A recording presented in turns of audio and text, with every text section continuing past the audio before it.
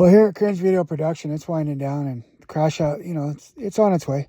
Uh, my mind's trying to, it's ran over so much stuff that it's got too much information in there. I got to go to sleep and just let it sort itself out. And it just sort itself out. It always does. I find myself, most behaviors are subliminal messages or projections.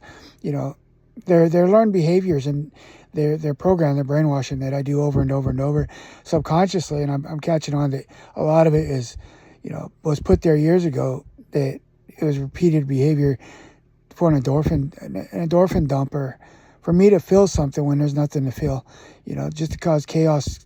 Because, the feeling of chaos is better than the feeling of nothing, So I'm starting to think that, a lot of the times our problems is what we're trained and what we're conditioned to keep repeating. And the thing doesn't always have to be there in the moment. It's like an echo. So we need to learn to control the echoes of our traumas, conditions, or otherwise bad behaviors, and get ahead of them and not let them be projected onto other people. Or, that, I think that's another reason why it does it too, is because we're energy. So we project out. So when I'm in a bad mood, I project that mood out, and the energy is felt, especially from a high vibrational being.